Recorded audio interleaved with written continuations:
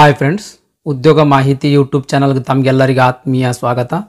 ಭಾರತೀಯ ರೈಲ್ವೆ ಇಲಾಖೆಯಲ್ಲಿ sub inspector ಹುದ್ದೆಗಳು ಖಾಲಿ ಅದಾವ ಸ್ನೇಹಿತರೆ. ಸಬ್ ಇನ್ಸ್ಪೆಕ್ಟರ್ SI ಹುದ್ದೆಗಳು. ಈ SI ಹುದ್ದೆಗಳ ನೇಮಕಾತಿಗಾಗಿ ಅಧಿಸೂಚನೆ ಹೊರಡಿಸಲಾಗಿದೆ. ಈ ಅಧಿಸೂಚನೆದ ಸಂಪೂರ್ಣ ಮಾಹಿತಿ ಈ ವಿಡಿಯೋದೊಳಗಿರುತ್ತೆ ಸ್ನೇಹಿತರೆ. ಹಾಗಾಗಿ ವಿಡಿಯೋ ಸ್ಕಿಪ್ ಮಾಡಲಾರ್ದಂಗೆ ಕೊನೆ ತನಕ ನೋಡ್ರಿ. ಈ ಹುದ್ದೆಗಳಿಗೆ RRB ಬೆಂಗಳೂರು ಅಫೀಷಿಯಲ್ ವೆಬ್ಸೈಟ್ಗೆ ಹೋಗಿ ಆನ್ಲೈನ್ ಮುಖಾಂತರ ಅರ್ಜಿಯನ್ನು ಸಲ್ಲಿಸಬೇಕು. ಅರ್ಜಿ ಸಲ್ಲಿಸ್ಲಾಕ ಏಪ್ರಿಲ್ 15, 2024 ಪ್ರಾರಂಭ ದಿನಾಂಕ. ಅದೇ ರೀತಿ ಅರ್ಜಿ ಸಲ್ಲಿಸ್ಲಾಕ ಕೊನೆಯ ದಿನಾಂಕ ಮೇ 14, 2024 ಆಗಿರ್ತದೆ. ನೆಕ್ಸ್ಟ್ ಹುದ್ದೆಗಳ ವಿವರದ ಬಗ್ಗೆ ನೋಡೋಣ ಸ್ನೇಹಿತರೆ. ಹುದ್ದೆ ಹೆಸರು ಸಬ್ ಇನ್ಸ್ಪೆಕ್ಟರ್ ಅಂತ ಹುದ್ದೆ ಹೆಸರು ಸ್ನೇಹಿತರೆ. ಇದು RPF ನಲ್ಲಿ ಹುದ್ದೆಗಳು ಖಾಲಿ ಇರ್ತಕ್ಕಂಥದ್ದು. ರೈಲ್ವೆ ಪ್ರೊಟೆಕ್ಷನ್ ಫೋರ್ಸ್ ಅಂತ ಬರ್ತದೆ. ಇಲ್ಲಿ ಸಬ್ ಇನ್ಸ್ಪೆಕ್ಟರ್ ಹುದ್ದೆಗಳು ಖಾಲಿ ಅದಾವ. SI ಪೋಸ್ಟ್ಗಳು ಖಾಲಿ ಅದಾವ. ಲೆವೆಲ್ 6 ಹುದ್ದೆ ಆಗಿರ್ತದೆ. ಪ್ರತಿ ತಿಂಗಳಿಗೆ 35,400 ರೂಪಾಯಿ ಬೇಸಿಕ್ ಪೇಮೆಂಟ್. ಇದ್ರ ಮೇಲೆ ಅಲವೆನ್ಸಸ್ ಎಲ್ಲ ಸೇರಿದ್ರೆ 45,000 ಪ್ಲಸ್ ಸ್ಯಾಲರಿ ನಿಮ್ಮ ಕೈಗೆ ಸಿಗುವಂಥದ್ದು. ನೆಕ್ಸ್ಟ್ ಎಷ್ಟು ಹುದ್ದೆಗಳು ಖಾಲಿ ಅದಾವ ಅಂತ ಅನ್ನೋದ್ರ ಬಗ್ಗೆ ನೋಡಿದ್ರೆ 452 ಹುದ್ದೆಗಳು ಖಾಲಿ ಇರ್ತಕ್ಕಂಥದ್ದು ಸ್ನೇಹಿತರೆ. ಈ ಹುದ್ದೆಗಳಿಗೆ ಡಿಗ್ರಿ ಪಾಸ್ ಮಾಡಿದ್ರೆ ಸಾಕು. ಡಿಗ್ರಿ ಅಂದ್ರೆ ಪದವಿ ಪಾಸ್ ಮಾಡಿದ್ರೆ ಸಾಕು. ಯಾವುದಾದ್ರೂ ಡಿಗ್ರಿ ಪಾಸ್ ಮಾಡಿದ್ರೆ ನೀವು ಅರ್ಜಿಯನ್ನು ಸಲ್ಲಿಸ್ಬೋದು. ಅದಕ್ಕೆ BCom ಆಗಿರ್ಬೋದು, BA ಆಗಿರ್ಬೋದು, BSc ಆಗಿರ್ಬೋದು, BE ಆಗಿರ್ಬೋದು, BTech ಆಗಿರ್ಬೋದು, ಯಾವುದೇ ಡಿಗ್ರಿ ಆಗಿರ್ಬೋದು. ಯಾವುದಾದ್ರೂ ಒಂದು ಡಿಗ್ರಿ ನೀವೇನಾದರೂ ಪಾಸ್ ಮಾಡಿದ್ರಿ ಅಂತಂದರೆ ಈ ಹುದ್ದೆಗಳಿಗೆ ಅರ್ಜಿಯನ್ನು ಸಲ್ಲಿಸ್ಬೋದು. ಡಿಗ್ರಿ ಪಾಸ್ ಮಾಡಿರ್ಬೇಕು. ಡಿಗ್ರಿಗೆ ರಿಸಲ್ಟ್ ಏನದಲ್ಲ, ಫೈನಲ್ ರಿಸಲ್ಟ್ ವೇಟ್ ಮಾಡ್ತಾ ಇದ್ದೀರಿ ಅಂತ ತಿಳ್ಕೊಳ್ರಿ. ಅಂಥವ್ರು ಅರ್ಜಿ ಸಲ್ಲಿಸ್ಲಾಕ ಎಲಿಜಿಬಲ್ ಇರಂಗಿಲ್ಲ ಸ್ನೇಹಿತರೆ. ನೆಕ್ಸ್ಟ್ ವಯೋಮಿತಿ ಬಗ್ಗೆ ನೋಡೋಣ. ಈ ಹುದ್ದೆಗಳಿಗೆ ಅರ್ಜಿ ಸಲ್ಲಿಸಬೇಕಾಗಿತ್ತು ಅಂತಂದ್ರೆ ಕನಿಷ್ಠ 20 ವರ್ಷ ವಯಸ್ಸಾಗಿರ್ಬೇಕು. ಗರಿಷ್ಠ 25 ವರ್ಷ ಇತ್ತು ಆಕ್ಚುಲಿ. ಬಟ್ ಇದು ಕೋವಿಡ್ ಪ್ಯಾಂಡಮಿಕ್ಗೋಸ್ಕರ 3 ವರ್ಷದ ಎಲ್ರಿಗೂ ಏಜ್ ರಿಲ್ಯಾಕ್ಸೇಷನ್ ಬಿಟ್ರು. ಎಲ್ಲ ಕ್ಯಾಟಗರಿ ಅಭ್ಯರ್ಥಿಗಳಿಗೆ 3 ವರ್ಷದ ಇನ್ ಅಡಿಷನ್ ಆಗಿ ಏಜ್ ರಿಲ್ಯಾಕ್ಸೇಷನ್ ಕೊಟ್ಟರು. ಒಟ್ಟಾರೆಯಾಗಿ ಈಗ ಎಷ್ಟದ, ಗರಿಷ್ಠ 28 ವರ್ಷ ವಯಸ್ಸಿನ ತನಕ ಅರ್ಜಿಯನ್ನು ಸಲ್ಲಿಸಬಹುದು. ಈ 28 ವರ್ಷ ವಯೋಮಿತಿಯ ಮೇಲೆ ಏಜ್ ರಿಲ್ಯಾಕ್ಸೇಷನ್ ಕೂಡ ನೀಡಲಾಗ್ತದೆ ಸ್ನೇಹಿತರೆ. ಅದು ಯಾರಿಗೆ ಏಜ್ ರಿಲ್ಯಾಕ್ಸೇಷನ್ ನೀಡಲಾಗ್ತದೆ ಅಂತಂದ್ರೆ SC ಮತ್ತು ST ಕ್ಯಾಟಗರಿಯ ಅಭ್ಯರ್ಥಿಗಳಿದ್ರಿ ಅಂತಂದ್ರೆ 5 ವರ್ಷ, OBC ಕ್ಯಾಟಗರಿ ಇದ್ರಿ ಅಂತಂದ್ರೆ 3 ವರ್ಷ, ಎಕ್ಸ್ ಸರ್ವಿಸ್ ಮಾಜಿ ಸೈನಿಕ ಅಭ್ಯರ್ಥಿ ಇದ್ರಿ, ಅವರು ಅನ್ರಿಸರ್ವ್ಡ್ ದವ್ರು ಆಗಿದ್ರಿ ಅಂತ ತಿಳ್ಕೊಳ್ರಿ, ಅವರಿಗೆ 3 ವರ್ಷ, OBC ಕ್ಯಾಟಗರಿಯ ಮಾಜಿ ಸೈನಿಕ ಇದ್ರಿ ಅಂತಂದ್ರೆ 6 ವರ್ಷ, SC ಅಥವಾ ST ಕ್ಯಾಟಗರಿಗೆ ಸೇರಿದ ಮಾಜಿ ಸೈನಿಕ ಇದ್ರೆ 8 ವರ್ಷ. ಹಾಗೆಯೇ ವಿಧವೆಯರಿಗೆ, ಆಮೇಲೆ ಡಿವೋರ್ಸ್ಡ್ ಫಿಮೇಲ್ ಕ್ಯಾಂಡಿಡೇಟ್ಸರಿಗೆ ಅವರು ಅನ್ರಿಸರ್ವ್ಡ್ ದವ್ರು ಆಗಿದ್ರಿ ಅಂತಂದ್ರೆ 2 ವರ್ಷ, OBC ಕ್ಯಾಟಗರಿಯ ವಿಧವೆ ಅಥವಾ ಡಿವೋರ್ಸ್ಡ್ ಅಭ್ಯರ್ಥಿ ಆಗಿದ್ರೆ ಅಂದ್ರೆ 5 ವರ್ಷ, SC ಅಥವಾ ST ಕ್ಯಾಟಗರಿಗೆ ಸೇರಿದ ವಿಧವೆಯರಾಗಿದ್ರಿ ಅಂತಂದ್ರೆ 7 ವರ್ಷ. ಈ ರೀತಿ ಈ 28 ವರ್ಷ ವಯೋಮಿತಿಯ ಮೇಲೆ ಇನ್ ಅಡಿಷನ್ ಆಗಿ ಏಜ್ ರಿಲ್ಯಾಕ್ಸೇಷನ್ ಇರ್ತದೆ ಸ್ನೇಹಿತರೆ. ನೆಕ್ಸ್ಟ್ ಎಕ್ಸಾಮಿನೇಷನ್ ಫೀ ಬಗ್ಗೆ ನೋಡೋಣ. SC, ST ಮಾಜಿ ಸೈನಿಕ ಅಭ್ಯರ್ಥಿಗಳು, ಮಹಿಳಾ ಅಭ್ಯರ್ಥಿಗಳು, ಮೈನಾರಿಟಿ ಕಮ್ಯುನಿಟೀಸ್ ಅಂತಂದ್ರೆ ಮುಸ್ಲಿಂ, ಸಿಖ್, ಜೈನ, ಕ್ರಿಶ್ಚಿಯನ್ ಇವೆಲ್ಲ ಕ್ಯಾಟಗರಿ ಏನವಲ್ಲ, ಇವು ಮೈನಾರಿಟೀಸ್ ಕಮ್ಯುನಿಟೀಸ್ ಅಂಡರ್ ಒಳಗೆ ಬರ್ತಾವೆ ಸ್ನೇಹಿತರೆ. ಈ ಕ್ಯಾಟಗರಿಯ ಅಭ್ಯರ್ಥಿಗಳಿಗೆ 250 ರೂಪಾಯಿ ಅರ್ಜಿ ಶುಲ್ಕ ಇರ್ತದೆ. ಯಾರ್ಯಾರಿಗ್ರಿ? SC, ST, ex service man, ಮಹಿಳಾ ಅಭ್ಯರ್ಥಿ, ಮೈನಾರಿಟೀಸ್ ಕಮ್ಯುನಿಟೀಸ್ ಅಭ್ಯರ್ಥಿಗಳಿಗೆ 250 ರೂಪಾಯಿ ಅರ್ಜಿ ಶುಲ್ಕ ಇರ್ತದೆ. ಇವರನ್ನ ಹೊರತುಪಡಿಸಿ ಉಳಿದಿರ್ತಕ್ಕಂಥ ಎಲ್ಲಾ ಅಭ್ಯರ್ಥಿಗಳಿಗೆ 500 ರೂಪಾಯಿ ಅರ್ಜಿ ಶುಲ್ಕ ಇರ್ತದೆ ಸ್ನೇಹಿತರೆ. ಈ 500 ರೂಪಾಯಿ, 200 ರೂಪಾಯಿ ಅರ್ಜಿ, 250 ರೂಪಾಯಿ ಅರ್ಜಿ ಶುಲ್ಕ ಏನು ತುಂಬಿರ್ತಿರಲ್ಲ, ಇದು ರೀಫಂಡ್ ಆಗ್ತದೆ ನೋಡ್ರಿ. 500 ರೂಪಾಯಿ ಅರ್ಜಿ ಶುಲ್ಕ ಯಾರು ತುಂಬಿರ್ತೀರಿ, 400 ರೂಪಾಯಿ ರೀಫಂಡ್ ಆಗ್ತದೆ, ಅಂದ್ರೆ ಮತ್ತೆ ನಿಮಗೂ ವಾಪಸ್ ಕೊಡ್ಲಾಗ್ತದೆ. ಅದೇ ರೀತಿ 250 ರೂಪಾಯಿ ಯಾರು ತುಂಬಿರ್ತೀರಿ, ಫುಲ್ ಅಮೌಂಟ್ 250 ರೂಪಾಯಿ ನಿಮಗೂ ವಾಪಸ್ ಕೊಡ್ಲಾಗ್ತದೆ ಸ್ನೇಹಿತರೆ, ರೀಫಂಡ್ ಆಗ್ತದೆ. ವಾಪಸ್ ಯಾವ ರೀತಿ ಕೊಡ್ಲಾಗ್ತದ, ಅದಕ್ಕೊಂದು ಕಂಡೀಷನ್ ಸ್ನೇಹಿತರೆ, ಒಂದು ಷರತ್ತು. ಅದಕ್ಕೆ ಆ ಕಂಡೀಷನ್ ಫುಲ್ಫಿಲ್ ಮಾಡಿದ್ರೆ ಅಂದ್ರೆ ಮಾತ್ರ ನಿಮ್ಮ ಅಕೌಂಟಿಗೆ ವಾಪಸ್ ರೊಕ್ಕ ಹಾಕ್ತಾರೆ. ಏನು ಕಂಡೀಷನ್? ಈ ಹುದ್ದೆಗಳಿಗೆ ಎಕ್ಸಾಮ್ ತಗೊಳ್ತಾರೆ. ಎಕ್ಸಾಮ್ದು ನಡೆಸೋದ್ರ ಮೂಲಕ ನೇಮಕಾತಿ ಮಾಡಿಕೊಳ್ಳಾಗ್ತದೆ. ಫಸ್ಟ್ ಕಂಪ್ಯೂಟರ್ ಬೇಸ್ಡ್ ಟೆಸ್ಟ್ ಅಂತ ಇರ್ತದೆ. ಈ ಕಂಪ್ಯೂಟರ್ ಬೇಸ್ಡ್ ಟೆಸ್ಟ್ ಅಟೆಂಡ್ ಆದ ಎಲ್ಲರಿಗೆ ಏನಪ್ಪಾ ಅಂದ್ರೆ ಅಮೌಂಟ್ ರೀಫಂಡ್ ಮಾಡ್ತಾರೆ, ಅಂದ್ರೆ ಅಮೌಂಟ್ ವಾಪಸ್ ಹಾಕ್ತಾರೆ. ಅಮೌಂಟ್ ಯಾವ ಅಕೌಂಟಿಗೆ ವಾಪಸ್ ಹಾಕ್ತಾರ? ಅಪ್ಲಿಕೇಶನ್ ತುಂಬುತ್ತಿರಲ್ಲ, ಅಪ್ಲಿಕೇಶನ್ ತುಂಬುವಂಥ ಸಂದರ್ಭದಲ್ಲಿ ಯಾವ ಬ್ಯಾಂಕಿನಲ್ಲಿ ನಿಮ್ದು ಅಕೌಂಟ್ ಅದ, name of the account holder ಅಂದ್ರೆ ಪಾಸ್ಬುಕ್ನಾಗೆ ನಿಮ್ದು ಹೆಸರು ಏನದ, ಆಮೇಲೆ ಅಕೌಂಟ್ ನಂಬರು, IFSC ಕೋಡ್, ಈ ಬ್ಯಾಂಕ್ ಡೀಟೇಲ್ಸನ್ನು ನೀವು ಮೆನ್ಷನ್ ಮಾಡಬೇಕು. ಈ ಮೆನ್ಷನ್ ಮಾಡಿರ್ತಕ್ಕಂಥ ಬ್ಯಾಂಕ್ ಡೀಟೇಲ್ಸಿಗೆ ಅಮೌಂಟನ್ನು ಹಾಕ್ತಾರೆ ಸ್ನೇಹಿತರೆ, ಅಮೌಂಟನ್ನು ರೀಫಂಡ್ ಮಾಡ್ತಾರೆ. ನೆಕ್ಸ್ಟ್ ನೇಮಕಾತಿ ಹಂತಗಳ ಬಗ್ಗೆ ನೋಡೋಣ ಸ್ನೇಹಿತರೆ. ರಿಕ್ರೂಟ್ಮೆಂಟ್ ಪ್ರೊಸೆಸ್ ಬಗ್ಗೆ ನೋಡೋಣ.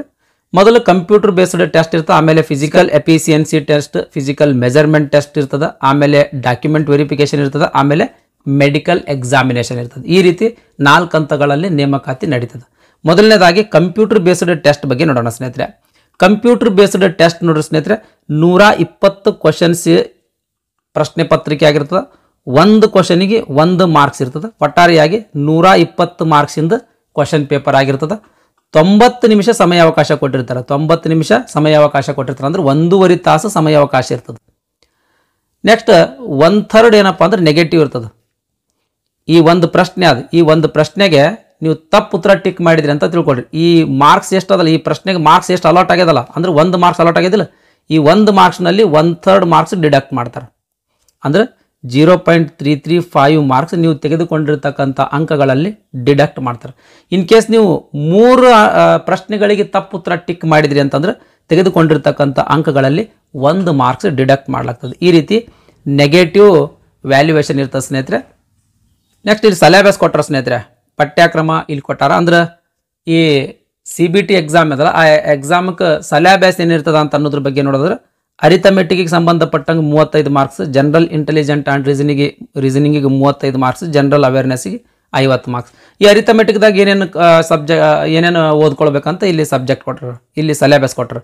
ಅದೇ ರೀತಿ ಜನರಲ್ ಇಂಟೆಲಿಜೆನ್ಸ್ ಆ್ಯಂಡ್ ರೀಸನಿಂಗ್ ಇಲ್ಲಿ ಸಿಲೆಬಸ್ ಕೊಟ್ಟರು, ಜನರಲ್ ಅವೇರ್ನೆಸ್ ಇಲ್ಲಿ ಸಿಲೆಬಸ್ ಕೊಟ್ಟರು. ದಯಮಾಡಿ ವಿಡಿಯೋ ಪಾಸ್ ಮಾಡಿ ನೋಡ್ರಿ ಸ್ನೇಹಿತರೆ. ಕಂಪ್ಯೂಟರ್ ಟೆಸ್ಟ್ನೊಳಗೆ ಅತಿ ಹೆಚ್ಚು ಅಂಕ ಗಳಿಸಿರ್ತಕ್ಕಂಥ ಒಂದು ಹುದ್ದೆಗೆ 10 ಜನ ಅಭ್ಯರ್ಥಿಗಳಂತೆ ಫಿಸಿಕಲ್ ಎಫಿಷಿಯನ್ಸಿ ಟೆಸ್ಟ್ಗೆ ಆಯ್ಕೆ ಮಾಡ್ತಾರೆ ಸ್ನೇಹಿತರೆ. ಫಿಸಿಕಲ್ ಎಫಿಷಿಯನ್ಸಿ ಟೆಸ್ಟ್ನಲ್ಲಿ ಪಾಸ್ ಆದ್ರಿಯಪ್ಪ ಅಂದ್ರೆ ನೆಕ್ಸ್ಟ್ ಫಿಸಿಕಲ್ ಮೆಜರ್ಮೆಂಟ್ ಟೆಸ್ಟಿಗೆ ಆಯ್ಕೆ ಮಾಡ್ತಾರೆ. ಫಿಸಿಕಲ್ ಎಫಿಷಿಯನ್ಸಿ ಟೆಸ್ಟ್ ಏನಿರ್ತದ, ಫಿಸಿಕಲ್ ಎಫಿಷಿಯನ್ಸಿ ಟೆಸ್ಟ್ ಮೊದಲು ಪುರುಷ ಅಭ್ಯರ್ಥಿಗಳದ್ದು ನೋಡೋಣ ಸ್ನೇಹಿತರೆ. 1600 ಮೀಟರ್ ರನ್ನಿಂಗ್ ಇರ್ತದ. 6 ನಿಮಿಷ 30 ಸೆಕೆಂಡ್ ಒಳಗೆ ಕಂಪ್ಲೀಟ್ ಮಾಡ್ಬೇಕು. ಓಟ ಏನಪ್ಪ ರನ್ನಿಂಗ್ ಮಾಡಿ ಕಂಪ್ಲೀಟ್ ಮಾಡ್ಬೇಕು. ಲಾಂಗ್ ಜಂಪ್ ಇರ್ತದೆ, ಉದ್ದ ಜಿಗಿತಿರ್ತದ, 12 ಫೀಟ್ ಉದ್ದ ಜಿಗಿಬೇಕು. ಹೈ ಜಂಪ್ ಇರ್ತದ, 3 ಫೀಟ್ 9 ಇಂಚ್ ಎತ್ತರವನ್ನು ಜಿಗಿಬೇಕು. ನೆಕ್ಸ್ಟ್ ಅದೇ ರೀತಿ ಮಹಿಳಾ ಅಭ್ಯರ್ಥಿಗಳಿಗೆ ನೋಡ್ರಿ, ಇದೇ ಸಬ್ ಇನ್ಸ್ಪೆಕ್ಟರ್ದಲ್ಲಿ ಮಹಿಳಾ ಅಭ್ಯರ್ಥಿಗಳಿಗೆ 800 ಮೀಟರ್ ಓಟ ಇರ್ತದೆ, 4 ನಿಮಿಷದೊಳಗೆ ಕಂಪ್ಲೀಟ್ ಮಾಡಬೇಕು. ಉದ್ದ ಜಿಗಿತ 9 ಫೀಟ್ ಉದ್ದವನ್ನು ಜಿಗಿಬೇಕು, 3 ಫೀಟ್ ಎತ್ತರವನ್ನು ಜಿಗಿಬೇಕು. ಈ ರನ್ನಿಂಗ್ಗಳಿಗೆ ಏನದಲ್ಲ 1 ಚಾನ್ಸ್ ಕೊಡ್ತಾರೆ, 1 ಚಾನ್ಸ್ನ ಕಂಪ್ಲೀಟ್ ಮಾಡ್ಬೇಕು. ಈ ಲಾಂಗ್ ಜಂಪು ಹೈ ಜಂಪಿಗೆ 2 ಚಾನ್ಸ್ ಕೊಡ್ತಾರೆ. ಓಕೆ ರೀ. ಈ ಫಿಸಿಕಲ್ ಎಫಿಷಿಯನ್ಸಿ ಟೆಸ್ಟ್ ಒಳಗೆ ಪಾಸ್ ಆದ್ರಿ ಅಂತ ತಿಳ್ಕೊಡ್ರಿ. ನೆಕ್ಸ್ಟ್ ನಿಮಗೆ ಫಿಸಿಕಲ್ ಮೆಜರ್ಮೆಂಟ್ ಟೆಸ್ಟಿಗೆ ಆಯ್ಕೆ ಮಾಡ್ತಾರೆ. ಫಿಸಿಕಲ್ ಮೆಜರ್ಮೆಂಟ್ ಟೆಸ್ಟ್ ಒಳಗೆ ನೋಡ್ರಿ ಸ್ನೇಹಿತರೆ, ಸಾಮಾನ್ಯ ವರ್ಗದ ಅಭ್ಯರ್ಥಿ ಆಮೇಲೆ OBC ಕ್ಯಾಟಗರಿಗೆ ಸೇರಿದ ಅಭ್ಯರ್ಥಿ ಇದ್ರಿ ಅಂತಂದ್ರೆ ಅವ್ರದ್ದು ಹೈಟ್ 165 ಸೆಂಟಿಮೀಟರ್ ಇರಬೇಕು. ಅಂದ್ರೆ ಅವ್ರದ್ದು ಎತ್ತರ ಎಷ್ಟು ಇರಬೇಕು, 165 ಸೆಂಟಿಮೀಟರ್ ಎತ್ತರ ಇರಬೇಕು. ಅವ್ರದ್ದು ಹೈಟ್ 165 ಸೆಂಟಿಮೀಟರ್ಕಿಂತ ಕಡಿಮೆ ಇತ್ತಂದ್ರೆ ಇಲ್ಲಿ ರಿಜೆಕ್ಟ್ ಮಾಡ್ತಾರೆ ಸ್ನೇಹಿತರೆ. ಅದೇ ರೀತಿ SC ಅಥವಾ ST ಕ್ಯಾಟಗರಿಗೆ ಸೇರಿದ ಅಭ್ಯರ್ಥಿಗಳಿದ್ರು ಅಂತಂದ್ರೆ 160 ಸೆಂಟಿಮೀಟರ್ ಹೈಟನ್ನು ಹೊಂದಿರಬೇಕು. ನೆಕ್ಸ್ಟ್ ಇದಾದ್ಮೇಲೆ ಇದು ಹೈಟಿಗೆ ಐತೆ ಸ್ನೇಹಿತರೆ. ಚೆಸ್ಟಿಗೆ ಸಂಬಂಧಪಟ್ಟಂಗೆ ಸಾಮಾನ್ಯ ಮತ್ತು OBC ಕ್ಯಾಟಗರಿ ಅಭ್ಯರ್ಥಿಗಳಿಗೆ 80 ಸೆಂಟಿಮೀಟರ್ ಎದೆ ಸುತ್ತಳತೆಯನ್ನು ಹೊಂದಿರಬೇಕು. ಎಕ್ಸ್ಪಾನ್ಷನ್ ಮಾಡಿದಾಗ 5 ಸೆಂಟಿಮೀಟರ್ ಎದೆ ಸುತ್ತಳತೆ ವಿಸ್ತರಿಸಬೇಕು. ಒಟ್ಟು 85 ಸೆಂಟಿಮೀಟರ್ ಆಗಬೇಕು ಎಕ್ಸ್ಪಾನ್ಷನ್ ಮಾಡಿದಾಗ, ಎಕ್ಸ್ಪಾಂಡ್ ಮಾಡಿದಾಗ. ನೆಕ್ಸ್ಟ್ SC ಮತ್ತು ST ಕ್ಯಾಟಗರಿಗೆ ಸೇರಿದ ಅಭ್ಯರ್ಥಿಗಳಿದ್ರಿ ಅಂತಂದ್ರೆ 76.2 ಸೆಂಟಿಮೀಟರ್ ಎದೆ ಸುತ್ತಳತೆಯನ್ನು ಹೊಂದಿರಬೇಕು. ಎದೆಯನ್ನು ಎಕ್ಸ್ಪಾನ್ಷನ್ ಮಾಡಿದಾಗ 5 ಸೆಂಟಿಮೀಟರ್ ವಿಸ್ತರಣೆಯೊಂದಿಗೆ 81.2 ಸೆಂಟಿಮೀಟರ್ ಎದೆ ಸುತ್ತಳತೆಯನ್ನು ಹೊಂದಿರಬೇಕು. ನೆಕ್ಸ್ಟ್ ಈಗ ಮಹಿಳಾ ಅಭ್ಯರ್ಥಿಗಳು ನೋಡೋಣ ಸ್ನೇಹಿತರೆ. ಮಹಿಳಾ ಅಭ್ಯರ್ಥಿಗಳು ಸಾಮಾನ್ಯ ಅಥವಾ OBC ಕ್ಯಾಟಗರಿಗೆ ಸೇರಿದ ಮಹಿಳಾ ಅಭ್ಯರ್ಥಿ ಇದ್ರಿ ಅಂತಂದ್ರೆ 157 ಸೆಂಟಿಮೀಟರ್ ಹೈಟನ್ನು ಹೊಂದಿರಬೇಕು. SC ಅಥವಾ ST ಕ್ಯಾಟಗರಿಗೆ ಸೇರಿದ ಅಭ್ಯರ್ಥಿಗಳಿದ್ರಿ ಅಂತಂದ್ರೆ 152 ಸೆಂಟಿಮೀಟರ್ ಹೈಟನ್ನು ಹೊಂದಿರಬೇಕು. ಈ ಎದೆ ಸುತ್ತಳತೆ ಹೆಣ್ಮಕ್ಳಿಗೆ ಅಪ್ಲಿಕೇಬಲ್ ಆಗಂಗಿಲ್ಲ. ಹೈಟಿಗೆ ತಕ್ಕಂಗೆ ವೇಟನ್ನು ಮೇಂಟೈನ್ ಆಗಿರ್ಬೇಕು ಸ್ನೇಹಿತರೆ. ನೆಕ್ಸ್ಟ್ ಈ ಫಿಸಿಕಲ್ ಮೆಜರ್ಮೆಂಟ್ ಟೆಸ್ಟ್ ಒಳಗೂ ಪಾಸ್ ಆದಿರಿ ಅಂದರೆ ನೆಕ್ಸ್ಟ್ ಡಾಕ್ಯುಮೆಂಟ್ ವೆರಿಫಿಕೇಷನ್ಗೆ ಆಯ್ಕೆ ಮಾಡಲಾಗ್ತದೆ. ಎಲ್ಲ ಒರಿಜಿನಲ್ ಡಾಕ್ಯುಮೆಂಟ್ಸ್ಗಳನ್ನು ಚೆಕ್ ಮಾಡಲಾಗ್ತದೆ. ಅಂದ್ರೆ SLC ಮಾರ್ಕ್ಸ್ ಕಾರ್ಡ್ ಆಗಿರ್ಬೋದು, PUC ಮಾರ್ಕ್ಸ್ ಕಾರ್ಡ್ ಆಗಿರ್ಬೋದು, ಡಿಗ್ರಿ ಮಾರ್ಕ್ಸ್ ಕಾರ್ಡ್ ಆಗಿರ್ಬೋದು, ಕಾಸ್ಟ್ ಸರ್ಟಿಫಿಕೇಟ್ ಆಗಿರ್ಬೋದು, ಏನಾರು ರಿಸರ್ವೇಷನ್ ಕ್ಲೇಮ್ ಮಾಡಿದ್ರೆ ಅಂತ ತಿಳ್ಕೊಳ್ರಿ ಆ ರಿಸರ್ವೇಷನ್ಗೆ ಸಂಬಂಧಪಟ್ಟಂಥ ಸರ್ಟಿಫಿಕೇಟ್ ಆಗಿರ್ಬೋದು, ನಿಮ್ದು ID ಕಾರ್ಡ್ ಆಗಿರ್ಬೋದು, ಇವೆಲ್ಲ ಒರಿಜಿನಲ್ ಡಾಕ್ಯುಮೆಂಟ್ಸ್ಗಳನ್ನು ಚೆಕ್ ಮಾಡಲಾಗ್ತದೆ.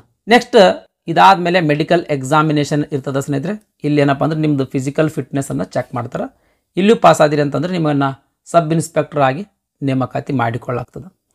ಈಗ ಅರ್ಜಿ ಹೆಂಗೆ ಸಲ್ಲಿಸೋದು, ಈ ಹುದ್ದೆಗಳಿಗೆ ಅರ್ಜಿ ಹೆಂಗೆ ಸಲ್ಲಿಸೋದು ಅಂತ ಅನ್ನೋದ್ರ ಬಗ್ಗೆ ನೋಡೋದಾದ್ರೆ ಅರ್ಜಿ ಹೆಂಗೆ ಸಲ್ಲಿಸೋದು, ನಿಮ್ಮ ಮೊಬೈಲ್ ಮುಖಾಂತರನೇ ಯಾವ ರೀತಿ ಅರ್ಜಿ ಸಲ್ಲಿಸೋದು ಅಂತ ಅನ್ನೋದಕ್ಕೆ ಸಂಬಂಧಿಸಿದಂಗೆ ಒಂದು ವಿಡಿಯೋ ಅಪ್ಲೋಡ್ ಮಾಡ್ತೀನಿ ಸ್ನೇಹಿತರೆ. ಆ ವಿಡಿಯೋ ನೋಡಿ ನೀವು ಅರ್ಜಿಯನ್ನು ಸಲ್ಲಿಸ್ಬೋದು. ಅರ್ಜಿ ಸಲ್ಲಿಸುವಂಥ ಸಂದರ್ಭದಲ್ಲಿ ಫೋಟೋ ಏನು ಅಪ್ಲೋಡ್ ಮಾಡಿರ್ತೀರಲ್ಲ ಆ ಫೋಟೋ ಮುಂದೆ ಡಾಕ್ಯುಮೆಂಟ್ ವೆರಿಫಿಕೇಶನ್ ಸಮಯದಲ್ಲಿ ಅದೇ ಸೇಮ್ ಫೋಟೋ 12 ಕಾಪಿ ಬೇಕಾಗ್ತವ ಅಂತ ಮೆನ್ಷನ್ ಮಾಡಿರ್ತಕ್ಕಂಥದ್ದು. ನೆಕ್ಸ್ಟ್ ಎಕ್ಸಾಮ್ ಇರ್ತಾವ ಅಂತಂದೆ ನಾನು, CBT ಎಕ್ಸಾಮ್ ಇರ್ತಾವ ಅಂತಂದೆ. ಆ ಎಕ್ಸಾಮ್ ಯಾವ ಭಾಷೆ ಒಳಗಿರುತ್ತೆ, ಯಾವ ಲ್ಯಾಂಗ್ವೇಜ್ ಒಳಗಿರ್ತದೆ ಅಂತ ಅನ್ನೋದ್ರ ಬಗ್ಗೆ ನೋಡೋದಾದ್ರೆ ಆ ಎಕ್ಸಾಮ್ ನೋಡ್ರೆ ನಮ್ಮ ಕನ್ನಡ ಭಾಷೆ ಒಳಗೆ ಇರ್ತದೆ. ಎಕ್ಸಾಮ್ ಕನ್ನಡ ಭಾಷೆ ಒಳಗೆ ಇರ್ತದೆ. ಅಪ್ಲಿಕೇಶನ್ ಹಾಕುವಂಥ ಸಂದರ್ಭದಲ್ಲಿ ಅಲ್ಲಿ ಮೀಡಿಯಮ್ ಆಫ್ ಎಕ್ಸಾಮಿನೇಷನ್ ಅಂತ ಕೊಟ್ಟಿರ್ತಾರೆ. ಅಲ್ಲಿ ನೀವು ಸೆಲೆಕ್ಟ್ ಮಾಡೋದಿರ್ತದೆ. ಅಲ್ಲಿ ನೀವು ಕೇರ್ಫುಲ್ಲಿಯಾಗಿ ಕನ್ನಡ ಅಂತಲೇ ಸೆಲೆಕ್ಟ್ ಮಾಡ್ಬೇಕು ಸ್ನೇಹಿತರೆ. ಓಕೆ ರೀ, ಅಲ್ಲಿ ಕನ್ನಡ ಅಂತ ಸೆಲೆಕ್ಟ್ ಮಾಡಿದ ಮೇಲೆ CBT ಎಕ್ಸಾಮ್ಗೆ ಏನು ಹೋಗ್ತಿರಲ್ಲ ಅಲ್ಲಿ ಕಂಪ್ಯೂಟರ್ನ ಪರದೆಯ ಮೇಲೆ ಕನ್ನಡದ ಪ್ರಶ್ನೆಗಳನ್ನು, ಕನ್ನಡ ಭಾಷೆಯಲ್ಲಿ ಪ್ರಶ್ನೆಗಳು ನಿಮಗೆ ಕಾಣ್ತಾವೆ. ನೆಕ್ಸ್ಟ್ ಎಜುಕೇಷನ್ ಕ್ವಾಲಿಫಿಕೇಷನ್ ಅಂತೂ ಆಗಲೇ ಹೇಳಿನಿ ಸ್ನೇಹಿತರೆ. ಯಾವುದೇ ಪದವಿಯನ್ನು ಮುಗಿಸಿರ್ತಕ್ಕಂಥ ಅಭ್ಯರ್ಥಿಗಳ ಈ ಹುದ್ದೆಗಳಿಗೆ ಅರ್ಜಿಯನ್ನು ಸಲ್ಲಿಸಬಹುದು. ಇಲ್ಲಿ ಹುದ್ದೆಗಳ ವರ್ಗೀಕರಣ ಕೊಟ್ಟರೆ ಸ್ನೇಹಿತರೆ, ಯಾವ್ಯಾವ ಕೆಟಗರಿಗೆ ಎಷ್ಟೆಷ್ಟು ಹುದ್ದೆಗಳ ಮೀಸಲಾತಿ ಅದಾವ ಅಂತ ಇಲ್ಲಿ ಹುದ್ದೆಗಳ ವರ್ಗೀಕರಣ ಕೊಟ್ಟರೆ ದಯಮಾಡಿ ವಿಡಿಯೋ ಪಾಸ್ ಮಾಡಿ ನೋಡ್ರಿ. ಇದಿಷ್ಟೇನಂದ್ರೆ ಈ ರೈಲ್ವೆ ಇಲಾಖೆಯಿಂದ ಹೊರಡಿಸಿರ್ತಕ್ಕಂಥ ಅಧಿಸೂಚನೆ ಸಂಪೂರ್ಣವಾದಂಥ ಮಾಹಿತಿ ಆಗಿತ್ತು. ಐ ಥಿಂಕ್ ಈ ವಿಡಿಯೋ ನಿಮ್ಗೆ ಇಷ್ಟ ಆಗ್ಯದ ಅಂತ ಅನ್ಕೊಳ್ತೀನಿ. ಇಷ್ಟ ಆಗಿತ್ತಪ್ಪ ಅಂದ್ರೆ ದಯಮಾಡಿ ಲೈಕ್ ಬಟನ್ ಮೇಲೆ ಪ್ರೆಸ್ ಮಾಡಿರಿ. ಅದೇ ರೀತಿ ನಿಮ್ಮ ಫ್ರೆಂಡ್ಸರಿಗೂ ಕೂಡ ಈ ವಿಡಿಯೋ ಶೇರ್ ಮಾಡಿರಿ ಅಂತ ವಿನಂತಿಸಿಕೊಳ್ತಾ ಇವತ್ತಿನ ವಿಡಿಯೋವನ್ನು ಮುಗಿಸ್ತಾ ಇದ್ದೀನಿ. ಧನ್ಯವಾದಗಳು.